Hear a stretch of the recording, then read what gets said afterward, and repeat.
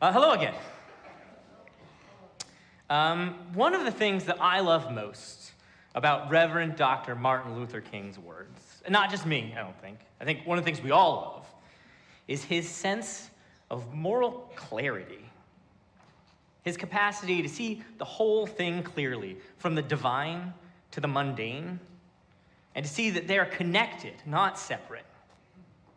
He would talk about how iniquity would always cave in the face of those in pursuit of justice. And then he would talk about the work with our hands and the work of our hearts to build that. He spoke prophetic words of what shall come to pass, that which is already foretold, ordained, the new age that is now coming into being.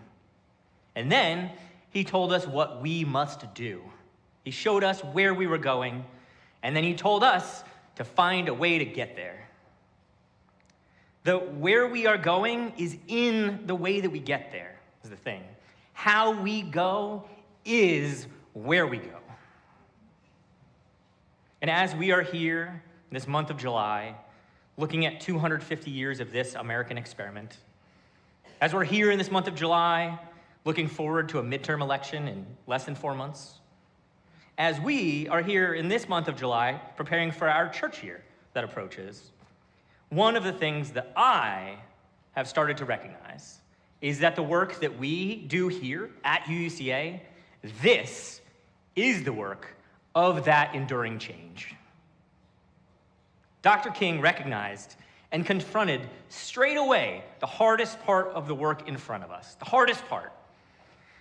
The thing is that we humans, we don't know how to be people to each other yet. How to connect, how to repair, how to share dignity. This is all so new. So many people don't even believe that it's possible for all humans to be people to one another. And those of us who do believe this, we all believe this, we're still learning how. But how we go is where we go, which means that this is the work that's in front of us. How am I supposed to treat you? What if I screw it up? What then? What if I just don't feel like it? What then? And the work of vision, the mountaintop view, it is a sustaining thing. It restores faith and hope and love, those three newest virtues, the ones that keep our chins up, help us dream of a better day, a better way to be as a people.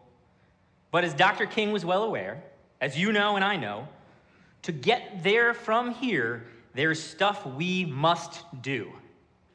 It's not even a command or a prescription. It's just the physics of the thing. To get there, things have to happen first. And to do that, we need to learn or invent the technology of being with one another, of being a person to a person. Unitarian Universalism has taught me some things. You all have taught me some things, and I want to share them with you today. At Soul Summit last year, Reverend Jake Morrill led a workshop on roses, buds, and thorns about religious terminology. Roses are words that just make your soul sing. Thorns are words that make you feel like, maybe this moment or this sermon isn't the thing for you. And buds are the ones where you start to ask, okay, maybe, but what exactly did you mean by that? A tentative curiosity, a sense that maybe there's power there, but you want to be cautious. Ever since then, I have been trying to lean into bud energy. There's a constellation of words that may hit you one way or the other, but I've been feeling them kicking around in my brain for like the last 10 years or so, asking me to give them reconsideration. Words that were once absolute thorns for me. Words like duty and obligation and responsibility. Words like commitment and community and virtue. See, when I grew up, who I grew up as, the dream that I dreamt as a child was this. I don't want to owe anybody anything. At the age of 11, I had already calculated a net worth sufficient that I could live off the interest and never have to work a day in my life again. I had what me, my brother, and my dad referred to as my number. The pop culture figures presented to me were all lone heroes or visionaries, iconoclasts who, if they connected with anyone at all, it was reluctantly. Kevin Costner in Field of Dreams, Kevin Costner in A Perfect World, Kevin Costner in Robin Hood, Prince of Thieves, Kevin Costner in Waterworld, Kevin Costner in the most underrated movie of all time, The Postman, which features Tom Petty in a cameo as himself.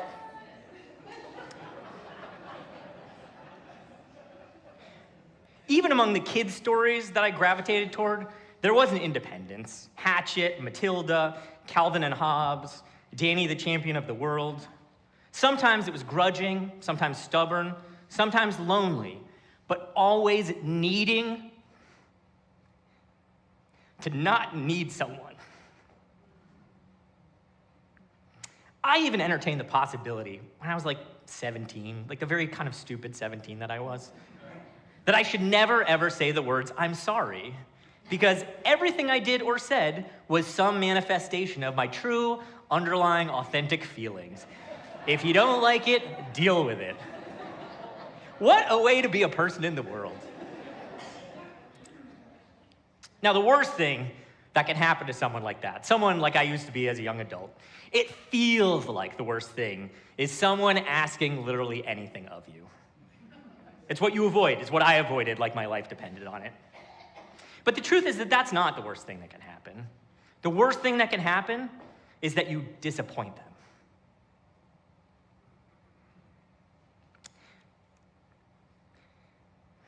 My big secret was that I loved everyone so much.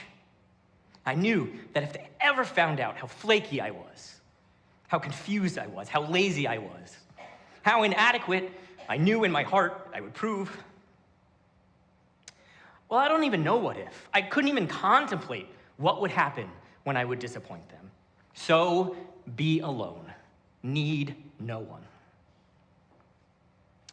Now, the best thing that can happen to someone like that, like I used to be, is to disappoint everyone, everywhere, all at once. Now, the specific way that I did that, I fell from grace, that's a story for another day. But the thing I know now is that what felt at the time like authenticity is insulation from fear. I was protecting myself from losing everything I loved. And I was wrong to think it was at risk, but I was not wrong to want to hold on to it. Everyone I know, all of you, all of my loved ones, we all want to hold on to what we love. And we all do the best thing that occurs to us, the best way we know how to protect it. The fear and the love, they are the situation we are in. And they're the cause and the cure for all of our problems.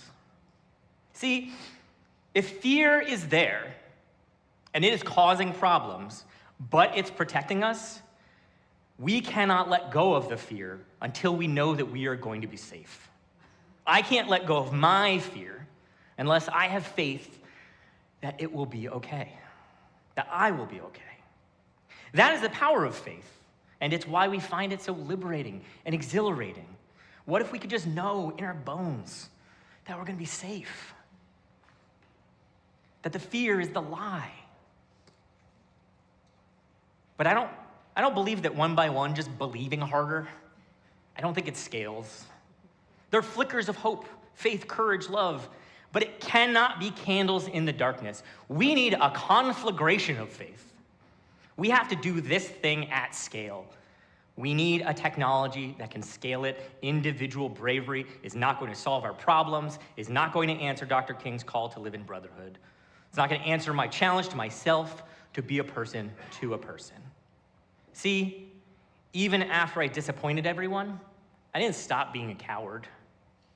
I use that word with love and compassion. What I had feared had come to pass. Somehow I was still alive, and so the fear quieted down a little. It wasn't so all-consuming. But it still determined my behavior. I still stayed alone because being alone is easy. Being with others is harder. Instead of worrying that I would disappoint them, I just knew that I would. And that I would survive it. But why risk it? I had survived my fears, but I had not become courageous. I'm not an innately courageous person. I'm not sure that the concept even makes sense to me anymore. What I am is a loving person. And if you love something and you lose it, that will be painful. And it is natural. It is the most normal thing in the world to fear the pain of that loss. Of course, we are apprehensive about it.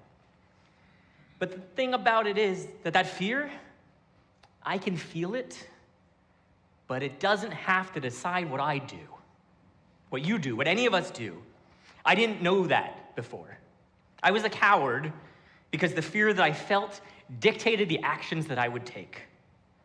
I didn't have access to these technologies of courage, these technologies of covenant and service and stewardship that give us access to repair, to joy and connection, to a purpose that is larger than us, that can get our own fears out of the way of our dignity. And I'm not alone. If you look at the world outside of us, the world that we have built with our legacy of cowardice, all of us beautiful cowards out here built this world. We brought us this president, we brought us climate disaster, we brought us a police state that is so inhuman. We beautiful cowards, who I love so much, when we let fear reign, our lives are not signalized by courageous action. Our days are not shot through with soulful connection. If we are going to build a better world, if we are going to live into Dr. King's dream, if we are going to bring the beloved community into being, we are going to need to transform these lives. We're going to need to transform these lives, our lives. Everyone's lives are going to have to be different than they are right now. But every last one of these beautiful, brilliant cowards is just like me. We love what we love so much that we fear that it will be gone.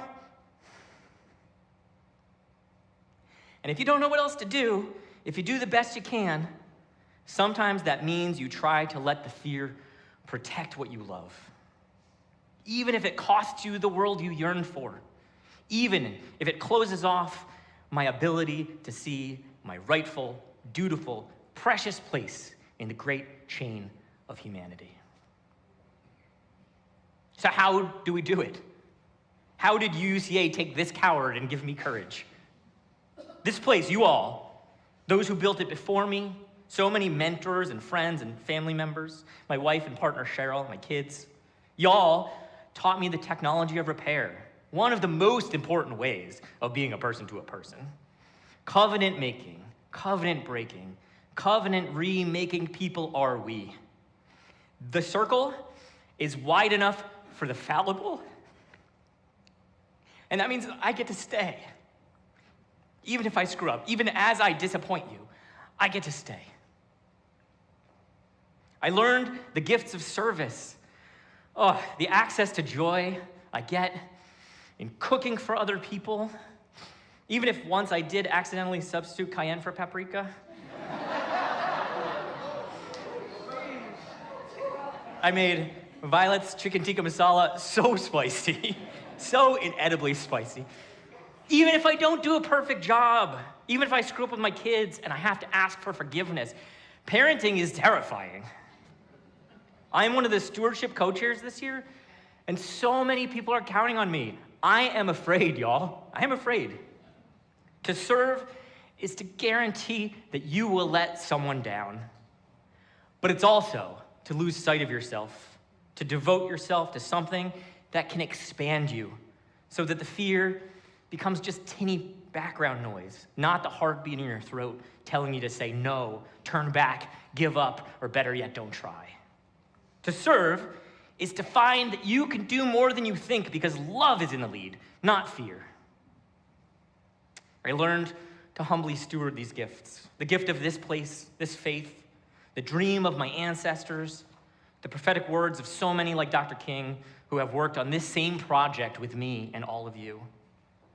I learned how to sanctify the work I do in the world by devoting it to people I love, to make sure that this will be here for the people who aren't here yet, the people who need this awesome faith, so that they can set their fear down and feel their lives transformed. I will make mistakes, and I will need grace, but I am not on the sidelines. This place taught me how to stay in the game, to care about something more than my fear. I am afraid for our future. The lives of our country as we are currently living them have gotten us here.